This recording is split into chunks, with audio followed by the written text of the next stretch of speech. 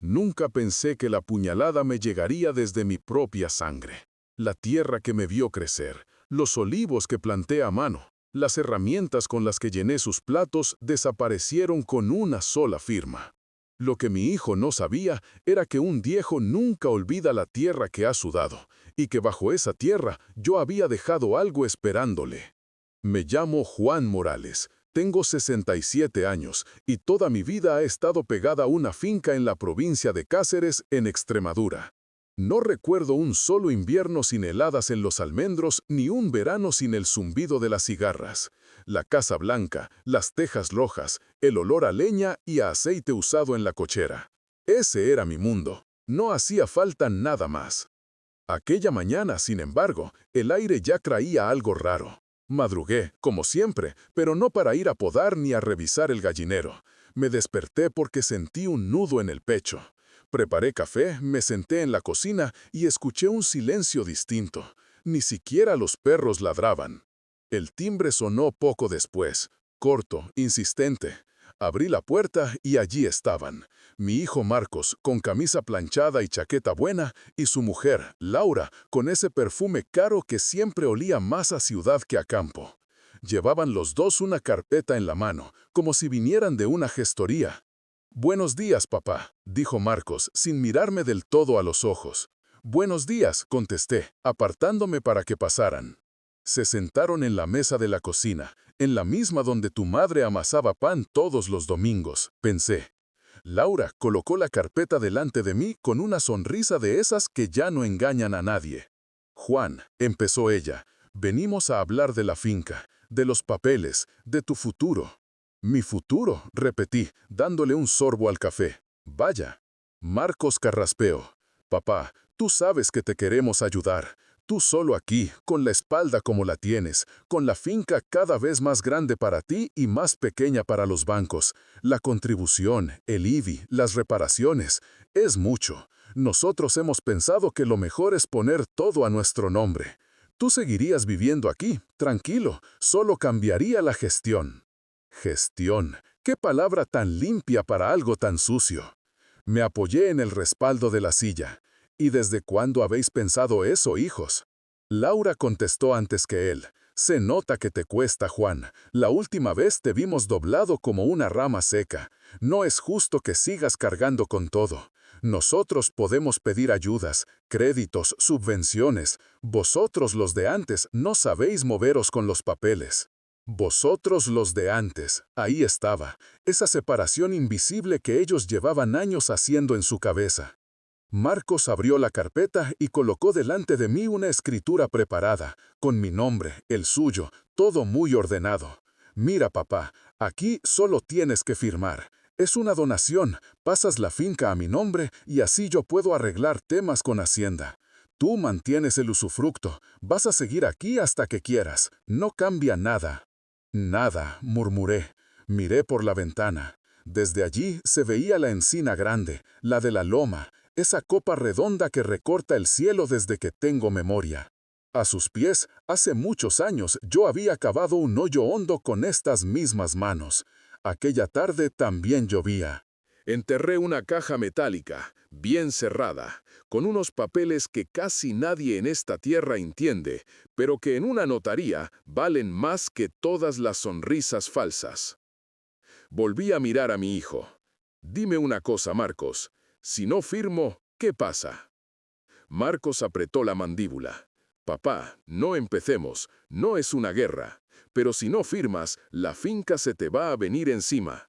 Los bancos no entienden de recuerdos, y nosotros tampoco podemos estar siempre pendientes. Laura tiene razón. Es lo mejor para todos». «Para todos», repetí, «menos para mí». Laura dio un suspiro teatral. «Mira, Juan, el abogado ha dicho que cuanto antes se haga, mejor. No podemos seguir esperando. Tú mismo nos dijiste que estabas cansado». «Estar cansado no es lo mismo que estar ciego», pensé. Me temblaban un poco las manos, pero no de miedo. Era rabia vieja, contenida.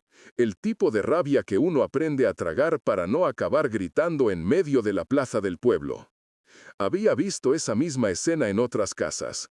Padres que entregaban el campo con la ilusión de sentirse cuidados y que acababan en un piso pequeño de ciudad, en un sofá que no era suyo, esperando a que alguien tuviera tiempo de llevarlos al médico. Tomé el bolígrafo. Lo giré despacio entre los dedos. Marcos me observaba, tenso, como si estuviera delante de un notario y no de su padre. ¿Tanto necesitas esto, hijo?, pregunté. No lo entiendes, contestó él en voz baja. Tengo familia, tengo que mirar por ellos. Me quedé un segundo en silencio. Yo creía que tú también eras mi familia. La frase le atravesó, lo vi en sus ojos, pero Laura fue más rápida. Juan, no hagas drama, dijo. Así es la vida, cada uno tiene su momento. Sí, pensé, y este es el mío, el momento en que dejo de ser padre para convertirme en estorbo. Firmé. Lo hice despacio, letra por letra, como quien escribe su nombre por última vez. Cuando acabé, dejé el bolígrafo sobre la mesa y me quedé mirando mi rúbrica. Mi nombre, el de mi padre, el de mi abuelo, todo reducido a tinta sobre un papel que ya no me pertenecía. Gracias, papá, dijo Marcos, aliviado. De verdad, es lo mejor. Laura cerró la carpeta con un golpecito suave, como si acabara de embolsarse una buena comisión. Salieron de la casa hablando de llamadas, de bancos, de plazos. Yo los acompañé hasta la puerta. La luz de la mañana caía sobre el patio, sobre las macetas que tu madre cuidaba. Huele a lluvia, pensé. Bien, que llueva. Cuando se marcharon, me quedé solo en el umbral. Escuché cómo el coche se alejaba por el camino de tierra, cómo las ruedas levantaban polvo. Luego se hizo un silencio tan grande que casi podía oír mi propia sangre. Bajé despacio hasta la encina. Las botas aplastaban la hierba húmeda. Puse la mano en el tronco, áspero, caliente a pesar del aire fresco. Volví a sentir el peso de la pala de aquella tarde lejana en la que enterré la caja junto a María, mi mujer. Ya ha pasado, le dije en voz baja. Ya han hecho lo que tú sospechabas. El viento movió las ramas, parecía un suspiro largo. Esa noche dormí poco. La lluvia golpeaba las tejas, el agua resbalaba por los canalones. Me senté en la cocina, sin luz, solo con el resplandor de las farolas lejanas. No lloré. Los hombres de mi generación aprendimos a llorar hacia adentro. Pero algo se me rompió por segunda vez. La primera fue cuando enterré a María. La segunda fue aquella mañana, cuando entendí que mi hijo, el niño al que enseñé a montar en bicicleta junto a la acequia, había decidido poner precio a mis años.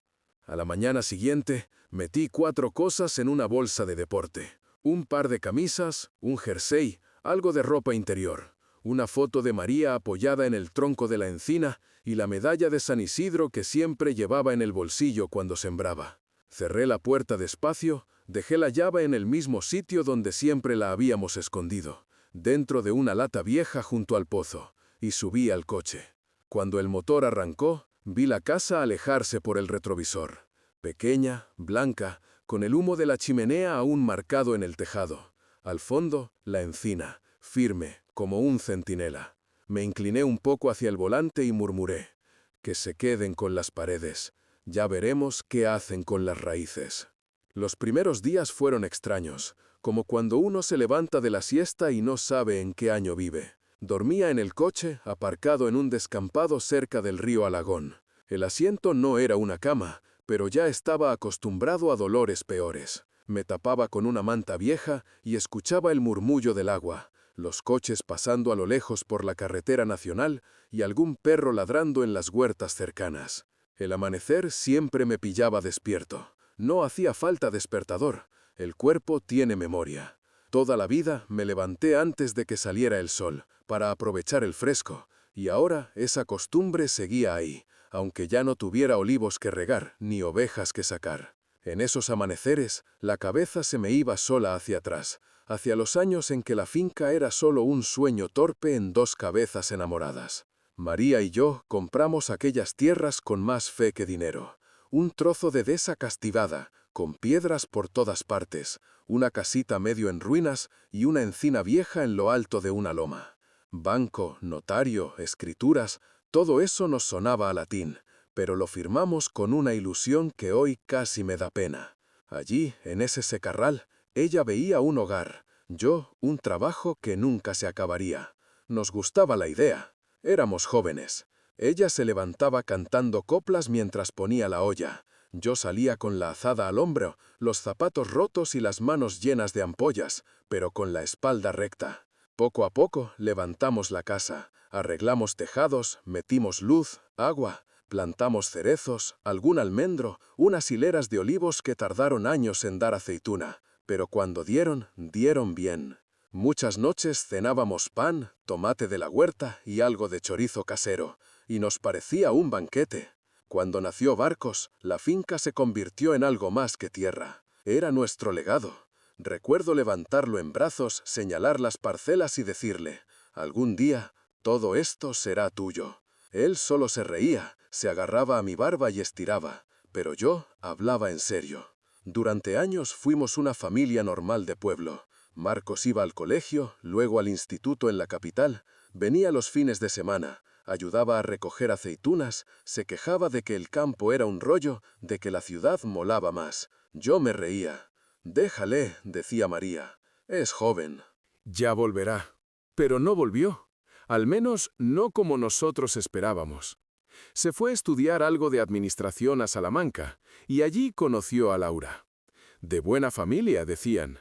Padres con negocios en Madrid, piso en la playa, viajes y comidas en restaurantes que a nosotros se nos salían del mapa. Al principio, Laura fue amable.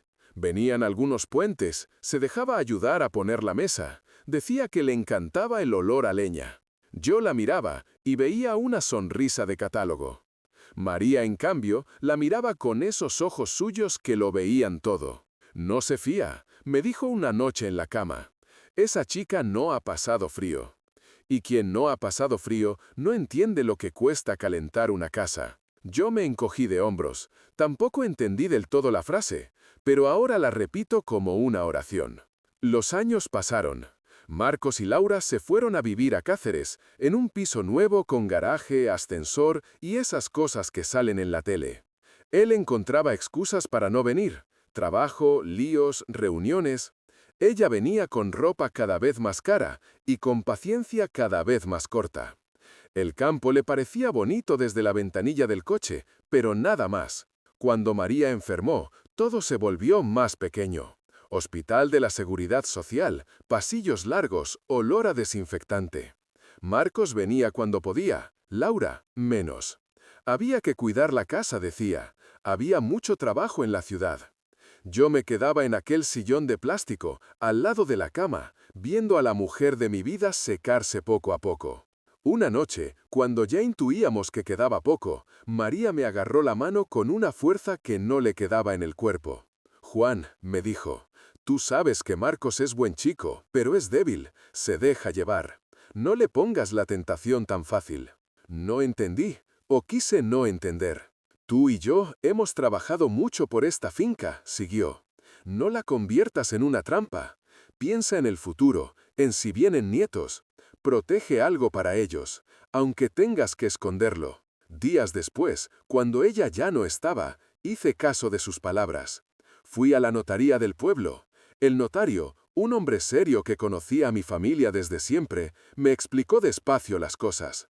«Hay formas de asegurar que la finca pase directamente a los nietos», me dijo. «Donación con reserva de usufructo, escritura a nombre de una menor». Palabras complicadas para un hombre sencillo, pero yo solo necesitaba entender lo básico.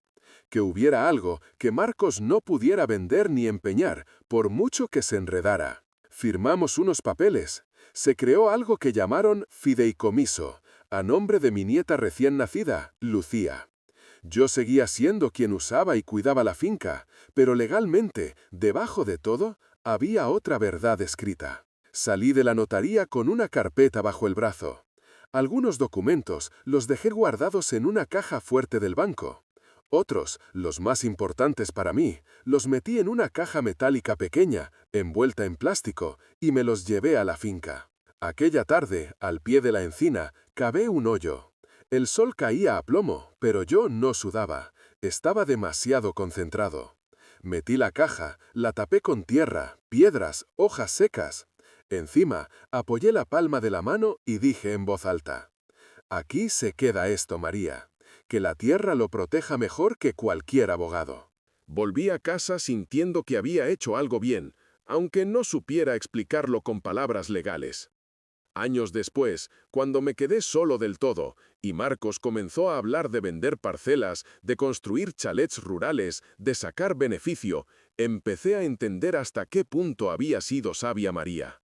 Él no veía la encina, los olivos, los amaneceres, veía números, yo veía nuestras arrugas. Y así llegamos al día en que firmé aquella donación. Ellos creyeron que me quedaba desnudo. Lo cierto es que debajo de esa firma había otra realidad escondida, como la caja bajo la encina. Lo que se siembra un día, dije para mí mismo en el coche, tarde o temprano brota, para bien o para mal. Una mañana, mientras echaba gasolina en la gasolinera de la salida del pueblo, escuché una conversación que me hizo apretar los dientes. Dos hombres hablaban junto a la máquina de aire. Llevaban chalecos de obra, cascos en el maletero, manos de albañil. «Dicen que en la finca de los Morales van a tirar el cortijo viejo», comentó uno. «Van a levantar algo de turismo rural, con piscina y restaurante». «Buena pasta ahí», respondió el otro. «La mujer del hijo es lista, ha movido papeles en el ayuntamiento y en la junta, van a hacer el agosto». Noté cómo se me ponía la cara caliente. Turismo rural, piscina, restaurante. En mi cocina aún olía a puchero y ya estaban soñando con menús degustación. Pagué, saludé a la chica de la caja como si nada pasara y volví al coche con las piernas de otro. En lugar de ir directamente al descampado donde dormía, giré hacia la carretera que llevaba a la finca. Aparqué lejos, donde los árboles tapan parte del camino, y seguí andando por la cuneta. Desde allí vi el movimiento, camiones, hombres midiendo con metros, una furgoneta con el logo de una empresa constructora. Laura allí, con gafas de sol, hablando por teléfono. Marcos al lado, con planos en la mano, señalando hacia el cortijo y hacia la encina. El aire olía a gasoil y a tierra removida. Y a algo más, a final. Me quedé quieto, escondido entre las jaras, observando. Las voces llegaban entrecortadas, pero algunas frases se colaban claras. «Aquí irá el parking. La encina molesta, mejor quitarla y plantar algo decorativo. El granero se tira entero, hacemos un salón grande para eventos. La encina molesta». Eso fue lo que me atravesó como un cuchillo. Esa encina que había visto jugar a mi hijo, que había escuchado las risas de María y los primeros pasos torpes de Lucía, ahora se había convertido en un obstáculo estético. Respiré hondo, me dolía hasta el estómago. Cuando se marcharon todos, ya al final de la tarde, me acerqué un poco más. El silencio había vuelto, pero ya no era el mío. Era un silencio invadido por huellas de ruedas y colillas en el suelo. Crucé la alambrada con cuidado y caminé directo hacia la encina. Toqué el tronco. Noté algo raro en la corteza, una marca de pintura fosforita, un círculo mal hecho, la señal de la tala. Sentí una punzada en el pecho. No era solo por mí, era por María. Estaba así, con la mano pegada al árbol, cuando escuché una voz a mi espalda. «Abuelo». Me giré. Era Lucía, alta, delgada, el pelo recogido en una coleta, una mochila colgando de un hombro. Sus ojos eran los mismos que los de su abuela, pero con algo triste dentro. «¿Qué haces aquí?», me preguntó, mirando hacia la casa y luego hacia mí, como si temiera que alguien la estuviera viendo. «Yo podría hacerte la misma pregunta», dije, intentando sonreír. Se encogió de hombros. Bajé un momento a por unos apuntes que me dejé. «Mamá cree que estoy en la biblioteca». Me acerqué un poco. «Has crecido mucho», dije. Fue una frase tonta, pero era lo primero que me salió. Ella se mordió el labio inferior, como cuando era niña. «Abuelo», me susurró, «mañana vienen a cortar la encina». «Ya lo sé», respondí. «Les dije que no lo hicieran, que a la abuela le encantaba este árbol, que tú te enfadabas cuando alguien clavaba algo en el tronco. No les importa. Dicen que van a plantar otra cosa más bonita». «Más bonita», repetí, saboreando la palabra como un trago amargo. Lucía dio un paso hacia mí. Abuelo, ¿por qué te has ido de casa? Mamá dice que es porque estás raro. Papá no dice nada. La miré a los ojos. No podía soltarle todo de golpe. Aún no. Porque a veces, dije despacio, los adultos tomamos decisiones equivocadas y otros preferimos no ver cómo se equivocan. Ella se quedó callada un momento. Luego metió la mano en la mochila y sacó una foto doblada. La iban a tirar, dijo. Mamá estaba vaciando cajones. La cogí a escondidas. Creo que es tuya. La desdoblé. Era la foto en blanco y negro que tenía siempre en la mesilla. María y yo, jóvenes, apoyados en el tronco de la encina, con la finca al fondo. Yo con el pelo negro y espeso, ella riéndose con la cabeza echada hacia atrás. Gracias, dije en voz baja. Me la guardé en el bolsillo interior de la chaqueta, como si fuera un tesoro. Lucía miró hacia la casa de nuevo. Tengo que subir. Si me ven contigo, habrá lío. Lo sé, respondí. Vete tranquila. Ella dio 2 pasos y luego se giró. Abuelo, dime, van diciendo por el pueblo que tú has perdido la cabeza, que estás resentido. ¿Y tú qué piensas? Le pregunté. Yo pienso, contestó, que el único que no se ha movido de sitio en todos estos años eres tú, y que a lo mejor los que se han perdido son otros. Tragué saliva. No me fiaba de mi voz. Vete, niña, dije, y cuídate. La vi alejarse camino arriba. Cuando desapareció, volví a mirar la marca fosforita en la corteza de la encina. Estiré la mano, pasé el pulgar por la pintura y susurré, no te van a cortar, te lo prometo. Fue esa noche, de vuelta en el coche, cuando decidí que había llegado el momento de desenterrar lo que llevaba años esperando bajo la tierra. La rabia ciega nunca lleva a nada.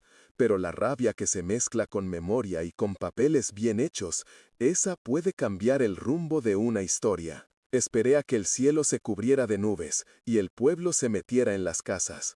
En un sitio pequeño, cualquier coche que pasa tarde ya es noticia. Si alguien me veía entrar en la finca de noche, la voz correría más rápido que yo. A medianoche arranqué el coche sin encender las luces hasta salir del descampado. La carretera comarcal estaba casi vacía, solo algún camión de larga distancia y un par de gatos cruzando deprisa. El aire olía a tormenta. Dejé el coche en el mismo sitio de siempre, escondido entre los árboles. Salté la alambrada con cuidado de no engancharme el pantalón y avancé campo a través hacia la encina, guiado por la silueta oscura de su copa. Llevaba la pala al hombro, una linterna pequeña y una bolsa de deporte vacía. El corazón me latía fuerte, pero no de miedo. Era como si todos los años de mi vida estuvieran empujando ese momento. Cuando llegué al árbol, apagué la linterna y me quedé un momento a oscuras.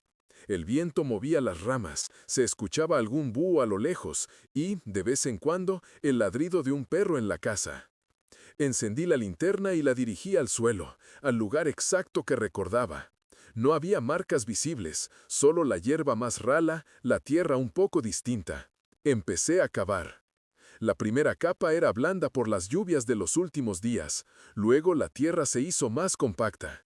Cada palada me dolía en la espalda, pero cada golpe de pala contra el suelo me despertaba más. El sudor me caía por la frente aunque el aire era frío. No sabía cuánto tiempo había pasado cuando la pala hizo un ruido distinto. Un golpe seco contra algo metálico. Me arrodillé, aparté la tierra con las manos y allí estaba. Una caja de metal, oxidada por fuera pero entera. La saqué despacio, la coloqué sobre la hierba y me senté un momento a recuperar el aliento. Abrirla me costó un par de intentos. Al final, la tapa cedió con un chirrido suave. Dentro, envueltos en plástico, estaban los papeles de la notaría, la escritura del fideicomiso, fotocopias del registro y alguna carta del notario explicándome lo que habíamos hecho aquel día. Allí también, medio doblada, estaba otra copia de la foto, de María, esta vez con un mensaje por detrás escrito con su letra. Para que nunca olvides qué es lo importante. Sonreí, con la garganta apretada. Guardé todos los documentos en la bolsa, bien cerrados, apagué la linterna y volví sobre mis pasos. Antes de irme, sin embargo, apoyé la mano en el tronco de la encina. Ya está, María, susurré. Ahora la pelota está en nuestro tejado. No llegué al coche a tiempo de irme sin ser visto. Cuando estaba cruzando la alambrada, alguien encendió un foco en el patio de la casa y escuché una voz que conocía demasiado bien. ¿Quién anda ahí? La luz me cegó un momento. Levanté un poco la mano para hacer sombra y vi a Marcos, en chándal, con el móvil en una mano y un cigarrillo en la otra. «Papá», soltó, sorprendido y enfadado a la vez. «¿Qué haces aquí a estas horas?» Me quedé quieto. Podía haber corrido, pero ya no tenía edad ni ganas de huir de mi propio hijo. «Vengo a despedirme de la encina», dije.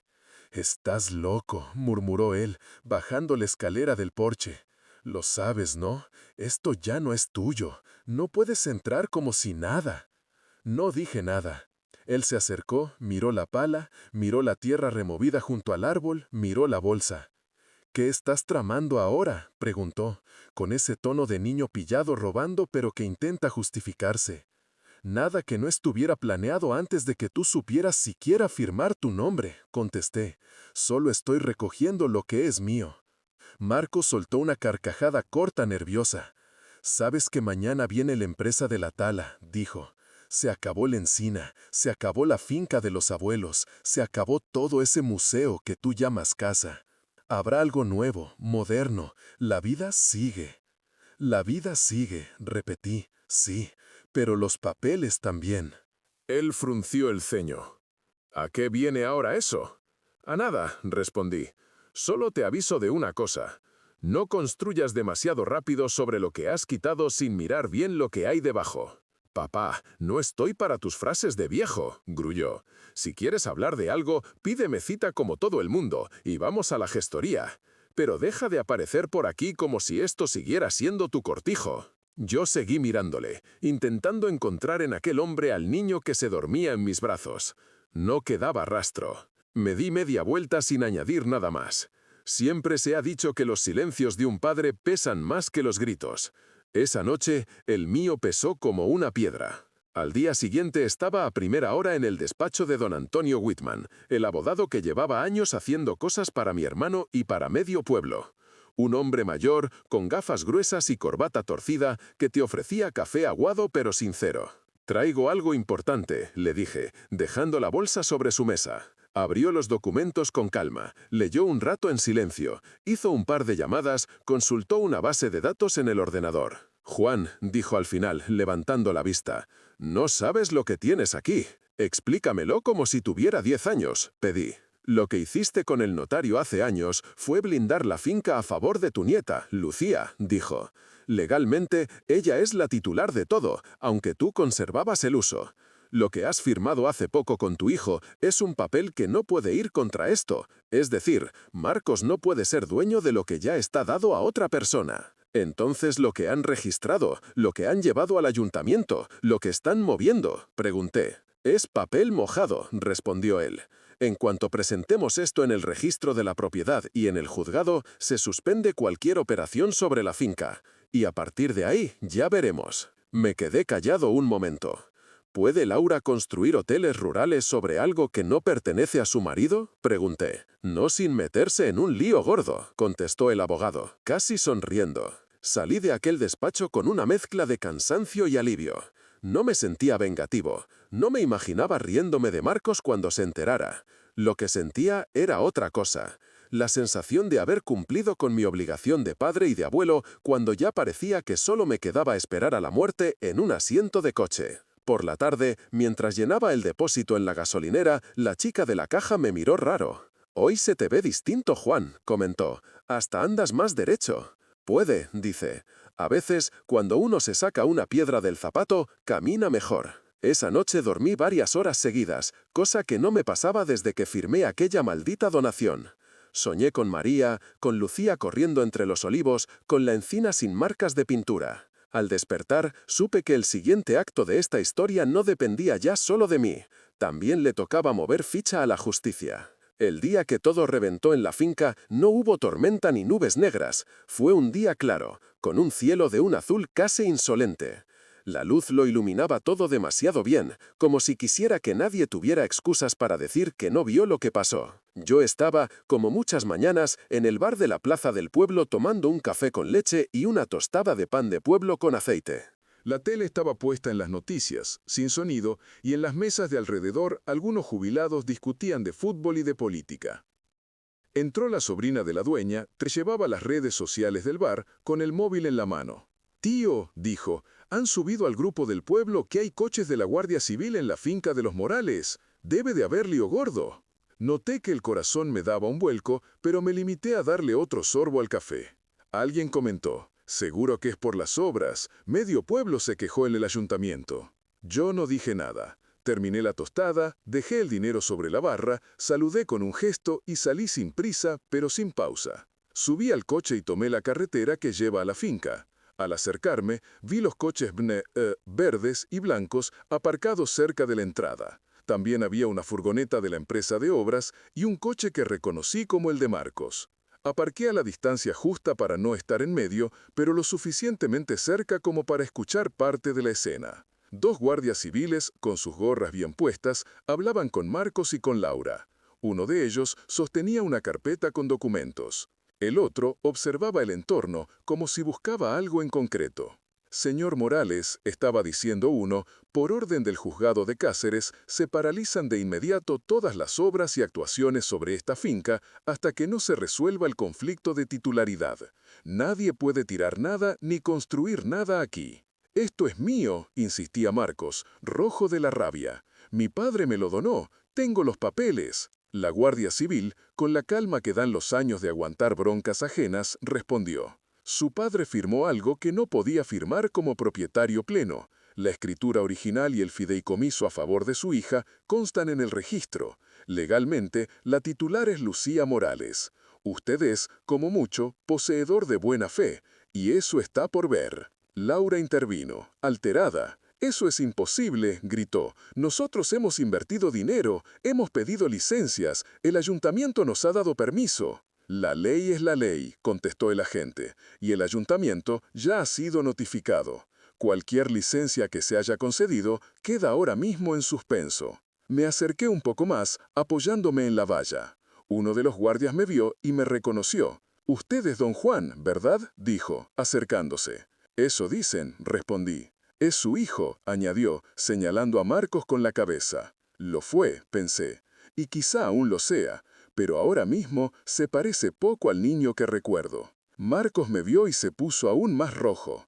«Has sido tú, ¿no?», escupió, acercándose unos pasos. «Tenías que ser tú. No podías dejarnos hacer nada en paz». Le sostuve la mirada. «Yo lo que hice fue ir a la notaría hace muchos años, cuando tú ni sabías cuánto costaba una bombilla», dije. «Lo hice para proteger lo poco que tenía para quien viniera detrás. Si ahora te sorprende, es que has vivido muy lejos de tu propia historia». «Nos vas a arruinar», gritó él. «A mí, a Laura, a Lucía». «A Lucía», repetí, casi con ternura. «No, a Lucía la acabo de salvar». Se hizo un silencio tenso. El guardia, incómodo, carraspeó. «Señor Morales, hijo», dijo, «no es el lugar para discutir temas familiares. Los hechos son los que son». A partir de ahora, cualquier cosa que quiera hacer aquí deberá pasar por un juez y por la firma de su hija, que ya es mayor de edad. Le aconsejo que hable con un abogado. Laura se echó a llorar, de rabia más que de pena. «Esto no se va a quedar así», dijo, señalándome con el dedo. «No sabes con quién te la has jugado, viejo». Sonreí apenas. «Sé muy bien con quién me la he jugado», respondí, «con mi propia sangre. Y créeme, eso duele más que cualquier juicio». Lucía apareció en ese momento en el porche de la casa. Tenía la cara blanca, los ojos abiertos como platos. Llevaba el móvil en la mano. Se notaba que había escuchado más de lo que nadie quería que oyera. «Abuelo», llamó, casi en susurro. Levanté la vista y nuestros ojos se encontraron. En los suyos vi miedo, confusión, pero también algo parecido a alivio. Uno de los guardias se acercó a ella con respeto.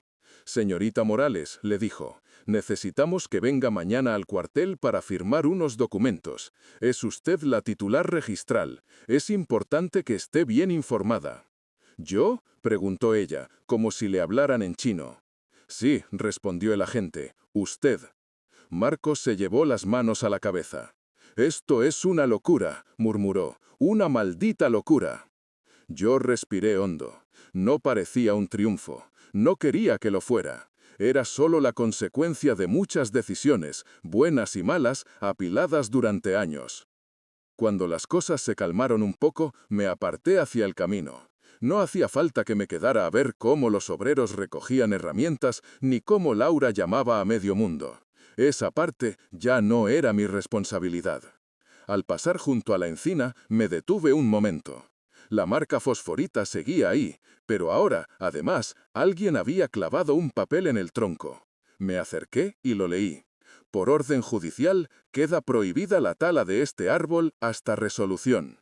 Poco le sienta tan bien a una encina como una orden así, pensé.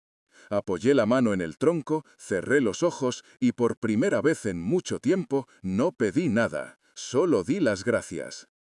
No era alegría lo que sentía, era algo más sereno, como cuando uno termina una cosecha y ve el granero lleno. Sabes que vendrán más inviernos, más problemas, más sequías, pero de momento has cumplido. Mientras me alejaba hacia el coche, escuché a uno de los viejos obreros decirle al otro: «Te lo dije, con los viejos del campo no se juega, tienen más papeles escondidos que el ayuntamiento». Sonreí sin querer, el pueblo siempre pone el remate justo donde hace falta. Han pasado unos cuantos años desde aquel día. No llevo la cuenta con el calendario, pero lo noto en los huesos, y también en cómo ha cambiado el paisaje.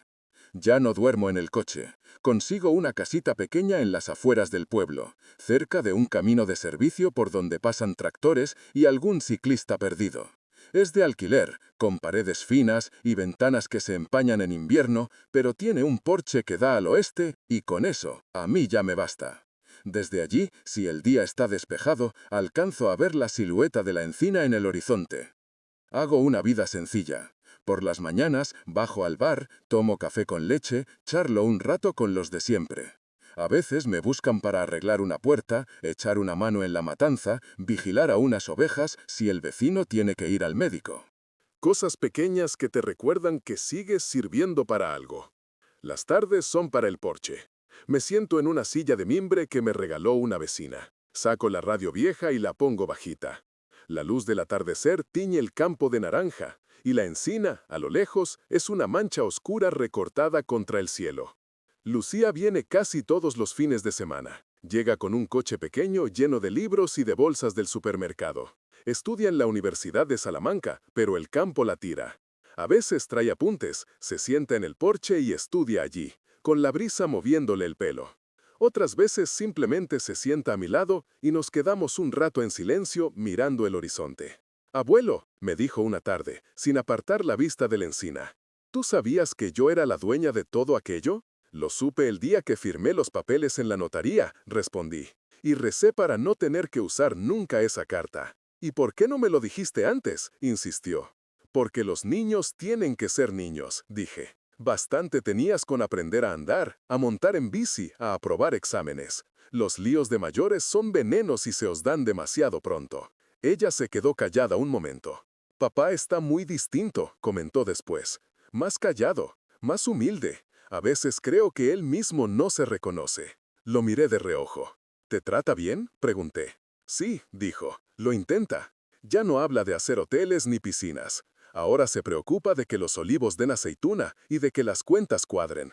Yo firmé para que se quedara en la casa mientras quiera, pero la última palabra sobre la finca la tengo yo». Sonreí. «Así debe ser. Un día, cuando tengas hijos, querrás que tengan un sitio donde volver». Ella sonrió también. «¿Y tú? ¿No echas de menos vivir allí?» Miré la encina. «A veces echo de menos los ruidos de la casa», reconocí. Las puertas, la chimenea, el crujido de las vigas cuando sopla el viento. Pero la vida es así. Las cosas pasan de unas manos a otras. Lo importante no es quién duerme dentro, sino que el sitio siga siendo lo que debe ser. Un hogar, no un negocio. Ella apoyó la cabeza en mi hombro. Noté el peso ligero y cálido. «Gracias por protegerlo», susurró. No respondí. No hacía falta. De vez en cuando me cruzo con Marcos en el pueblo. En la tienda, en el banco, en alguna procesión. Al principio agachaba la mirada. Luego empezó a saludar con un gesto. Hace poco, incluso se acercó un día al porche. Venía con la camisa por fuera y el gesto cansado. Se sentó en la escalera sin pedir permiso. Estuvimos un rato sin decir nada. Al final fue él quien habló. Tenías razón, dijo, mirando el suelo. Fui un imbécil. Me encogí de hombros. A veces hace falta equivocarse mucho para darse cuenta de algo muy simple, contesté. Que las personas no son muebles que se cambian de sitio cuando estorban. Marcos asintió, con los ojos vidriosos. Todo lo que planeé se me vino abajo, siguió. Bancos, obras, licencias. Perdimos dinero. Perdí amigos. Me quedé a medio camino. Yo también perdí cosas, dije. Pero no hablemos de eso como si fuera un partido. No hay marcador. Él levantó la vista. ¿Crees que algún día podrás perdonarme? Me quedé pensando. No quería soltar una frase bonita solo para aliviar su conciencia. No sé si la palabra es perdonar, respondí. Pero con los años, el dolor se vuelve menos punzante. Se convierte en cicatriz. Y las cicatrices también forman parte de la piel. Marcos tragó saliva. Lucía te admira mucho, dijo. Yo la admiro a ella, contesté. Nos quedamos otro rato en silencio. Al irse, se detuvo en la puerta. Gracias por pensar en ella cuando yo solo pensaba en mí, dijo. Y se marchó. No lloré. A mi edad, uno llora por dentro. Pero noté que algo se aflojaba por fin en el pecho. La encina sigue ahí. La fui a ver hace poco. Caminé despacio hasta el tronco, toqué la corteza, vi cómo las ramas se abrían más que nunca. El suelo, verde después de las últimas lluvias, olía a vida. No queda rastro de la marca de pintura, tampoco del hoyo que tabé aquella noche. La caja ya no está bajo la tierra, pero la verdad que guardaba ha echado raíces en otra parte. En una escritura bien hecha, en una nieta que entiende lo que significa cuidar un legado, en un pueblo que ahora ve la finca con otros ojos. Me apoyé en el árbol y hablé un rato con María. Le conté que Lucía saca buenas notas, que ha aprendido a hacer tortilla de patata sin que se le rompa, que entra en la casa con la misma naturalidad con la que lo hacía su abuela. Le conté que yo estoy cansado pero en paz, que me duele todo, pero que ya no me duele el alma. Te hubieran encantado estas tardes, dije. El sol baja despacio y todo se tiñe de oro. La encina parece más joven que nosotros. Un gorrión saltó de una rama a otra. El viento movió las hojas. Me pareció bonito pensar que era su forma de contestar. Al volver a la casita, me senté en el porche, serví un café en una taza desconchada y miré el horizonte. Se llevaron mi finca, pensé. Se llevaron mis herramientas, mi apellido de la puerta, mis fotos de las paredes. Pero no pudieron arrancar las raíces, ni las de la encina ni las mías. Porque al final, lo único que sobrevive de verdad es lo que uno hace con amor. Lo demás, licencias, papeles, negocios, son ruido de fondo. Y mientras haya alguien que se siente bajo esa encina, mire alrededor y sienta que ese trozo de mundo es hogar, todo habrá merecido la pena. Bebí un sorbo de café, cerré los ojos y dejé que el aire del campo me llenara los pulmones. Soy Juan Morales. Fui agricultor, marido, padre y ahora sobre todo abuelo. Me quitaron casi todo, o eso pensaron. Pero nunca entendieron que lo más valioso ya estaba enterrado desde hacía mucho tiempo. No hablo de cajas ni de papeles, hablo de memoria. Y la memoria, como las encinas, crece lenta, se agarra hondo y no se deja arrancar por cualquiera.